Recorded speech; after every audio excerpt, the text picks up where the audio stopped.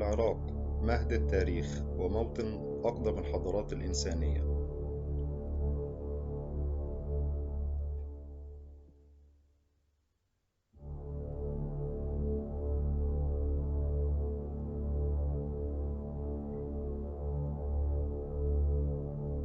شهد العراق القديم أو ما يعرف ببلاد ما بين النهرين الكثير من العوامل التي ساعدت على كونه مهدا لأقدم الحضارات التي عرفتها البشرية.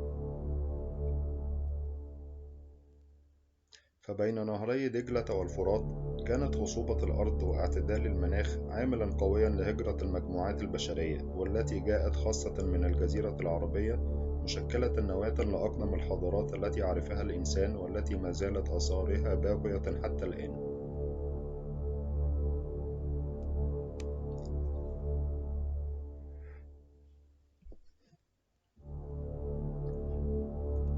يعود استخدام مصطلح بلاد ما بين النهرين إلى القرن الرابع قبل الميلاد، عندما كان الاسم يشير إلى الأراضي الواقعة شرق الفرات في شمال سوريا، ثم امتد الاسم حتى أصبح يشمل كل الأراضي الواقعة بين نهري دجلة والفرات.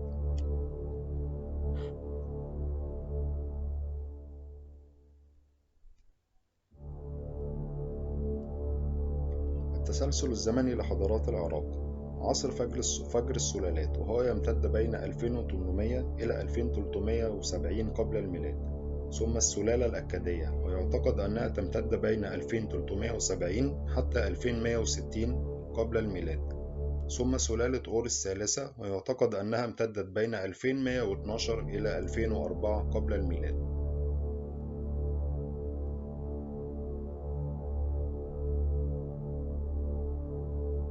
يأتي بعد ذلك العصر البابلي القديم الذي امتد خلال الفترة بين 2000 حتى 1500 قبل الميلاد، ثم العصر البابلي الوسيط ويمتد بين 1500 حتى 626 قبل الميلاد، ثم الدور الفارسي الإخميني والذي يمتد بين 539 حتى 331 قبل الميلاد، وأخيرا الإسكندر الأكبر والدور السلوقي من 331 حتى 138 قبل الميلاد.